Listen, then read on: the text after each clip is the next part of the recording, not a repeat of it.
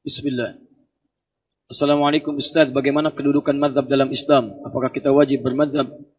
Apakah jihad diwajibkan dalam Islam? Bagaimana caranya dan keadaannya bagaimana? Tadi sudah saya sampaikan, mazhab itu jalan yang mengantarkan kita pada ibadah yang benar sesuai petunjuk Nabi SAW.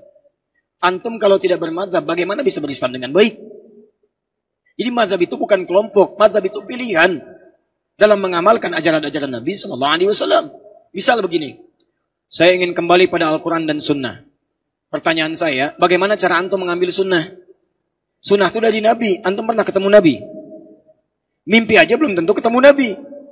Nah, cara antum mengambil dari Nabi disebutkan oleh Nabi di hadis Ibnu Majah nomor hadis 233. Wa innal ulama'a warathatul anbiya. Dan para ulama itu pewaris para nabi.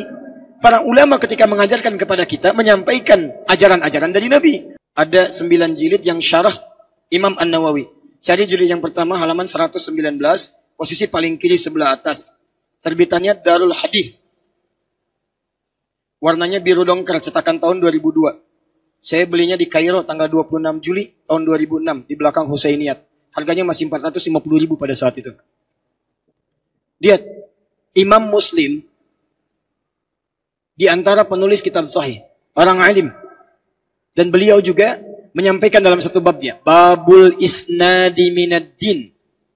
Babul Isnad, bab belajar agama sesuai dengan runtutan sanad. Sanad itu dari orang-orang yang tersambung ilmunya, informasinya sampai ke Nabi SAW. Belajar nyambung ke Nabi. Kata Imam Muslim, Minad Din, itu yang bagian penting dalam agama. Sebab kalau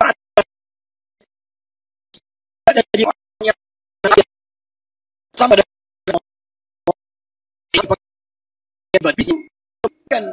dia memang tidak berjumpa dengan Nabi, tapi dia mengambil ilmu, dia thiqah sampai tersambung ke Nabi SAW. Gurunya bisa macam-macam. Siapa yang belajar itu? Dari mana taunya? Mengamalkan hadis Nabi, wa innal ulama warathatul anbiya. Para ulama pewaris para nabi. Jadi ketika antum mengambil pendapat ulama, antum mengambil pendapatnya, itu artinya antum mengambil ajaran dari Nabi SAW. Dan pendapat itulah yang disebut dengan madhab. Jadi kalau diartikan apakah kita wajib bermadhab, kalau dalam pengertian fikih harus bermadhab, karena madhab itu pilihan. Tapi kalau dalam pengertian misalnya bermadhab dalam arti, maaf ya, berkelompok, harus pada hal tertentu, itu yang tidak diwajibkan, itu yang kemudian kalau fanatik tidak dibenarkan dalam Islam. Jelas ya? Jadi silahkan ambil jalur. Mazhab itu kalau dalam pemahaman saya lebih kepada jalur keilmuan yang tersambung kepada Nabi SAW. Bukan berarti harus terkotak-kotak kemudian saling berselisih, itu yang tidak tepat. Paham ya?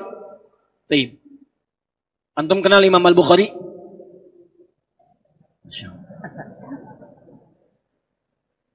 Alhamdulillah. Semalam ada yang Umar, sekarang kenal Imam Al-Bukhari. Baik. Imam Al-Bukhari, imam besar, menulis kitab sahih, bermadzhab. Madzhabnya Syafi'i. Ya, bukan berarti tidak kenal yang lain, tapi mengambil ilmu dari jalur. Imam Muslim, Syafi'i. At-Tirmidzi, Syafi'i. An-Nasai mengambil Syafi'i. Ada yang sebagian Hambali. Imam Ahmad kemudian meneruskan Hambali. Ibnu Taimiyah bermadzhab. Ya, Ibnu Qayyim Al-Jauziyah bermadzhab Hambali. Kemudian Syekh Muhammad Nasiruddin Al-Albani, Hambali. Ya, Syekh Ad-Dahlawi, Abu Hanifah, Hanafi. Syekh Ar-Rabiti saya berguru langsung pada beliau. Matanya tidak melihat, buta. Tapi Masya Allah, kitab hafal di dalam kepalanya. Bukan hafal di luar kepala, hafal dalam kepala.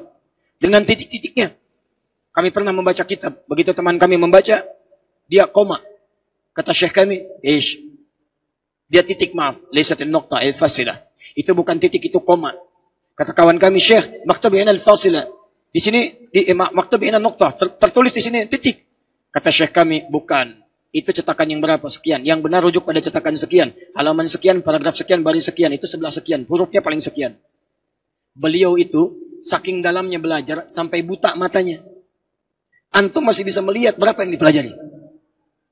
Coba kita kembalikan lagi. Jadi bermadzhab itu bukan berarti ngambil kelompok terpisah-pisah. Tapi untuk mengembalikan pemahaman kita sesuai dengan petunjuk. Silakan, gak ada masalah. Di Saudi bermadzhab. Ya, Syekh Saudi itu madzhabnya Hambali. Di Mesir rata-rata Syafi'i. Syria Syafi'i. Libya, Tunisia, Maroko, Maliki. Pakistan, India, Hanafi. Ya. Jadi kalau bermadzhab itu artinya jangan dibuat susah.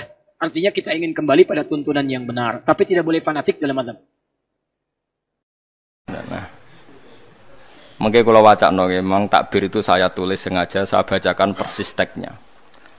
Abul Qasim Al-Junaidi itu siapa yang nggak kenal dia? Orang paling populer di dunia tasawuf.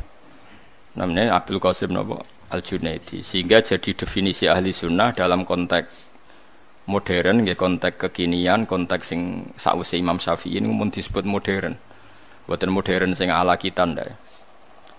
Ciri utama ahli sunnah teng zaman akhir itu dalam akidah anut nak boten Abdul Hasan Al-Asy'ari ga anut Abu Mansur Al-Maturidi. Dalam fikih mengikuti salah satu mazhab 4. Kene ku Abu Hanifah, Imam Malik atau Imam Syafi'i atau Ahmad bin Hambal. Dalam tasawuf mengikuti salah satu mazhab yang dianut Abul Qasim Al-Junaidi atau Imam Sinten Ghazali.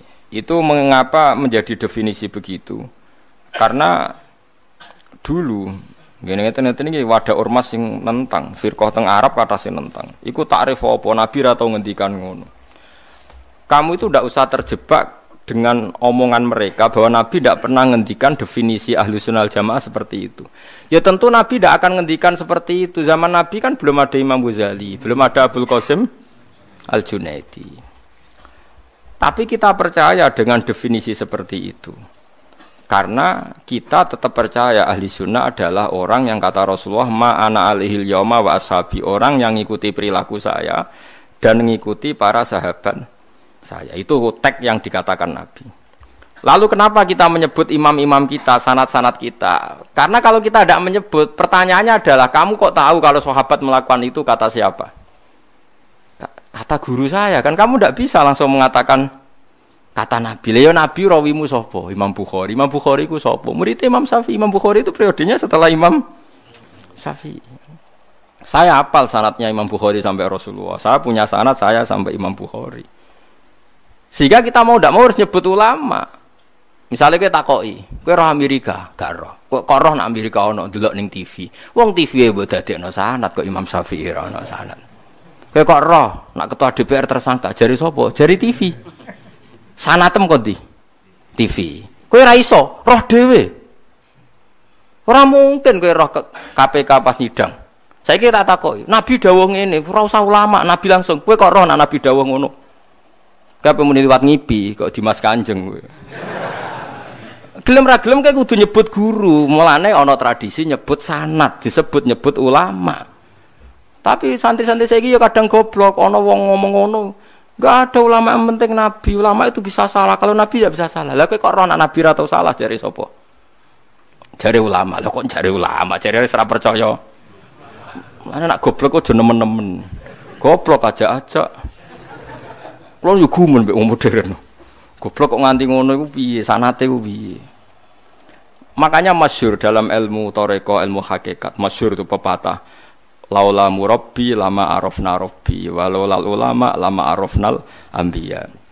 Laula murabbi, umpama ora ana sing didik aku, lama arafna rabbi. Tentu kita ndak ngerti pangeranku iku sapa. Kita roh pangeran ana sing mulang. Kowe ora iso misale ruhin roh pangeran langsung roh ra iso diwari gurune. Nek pangeran iku wujud kidam bako dikenal gurune terus suwe-suwe engkek wis wusul. Iku mau engkek ngono tok hakikate liwat guru. Kowe roh Kanjeng Nabi mergo aku misalnya. Misale kula murid Mbah Mun, Mbah Mun murid Mbah Zubair, Mbah Zubair murid Mbah Fakih Mas Kumambang, Mbah Fakih Mas Kumambang murid Mbah Mahfud Termas. Mbah Mahfud Termas iku murid Sayyid Abi Bakar Sato sing aran I'anatul Talibin, murid Sayyid Utsman Sayyid Zaini Dahlan, Sayyid Zaini Dahlan murid Sayyid Utsman Ad-Dimyati terus nganti tok Imam Syafi'i. Nah, Imam Syafi'i gampang, Imam Syafi'i murid Imam Malik di guru jenenge Ibnu Syihab Az-Zuhri, Ibnu Syihab di guru jenenge Imam Nafi' di guru jenenge Abdullah bin Umar menangi Kanjeng Nabi Muhammad sallallahu alaihi wasallam. Kowe kudu hafal sanad. Lah nek rapal yo nempel, pokoke jare Gus Pak ngono. Lah wis iku gampang wis. Luwih napa? Gampang. Sono ahline takok wae kok angel apa. Tapi kamu mau sehingga karena nanti klaim tentang Nabi itu bias, bikinlah kriteria siapa yang sanadnya paling akurat tentang tauhid.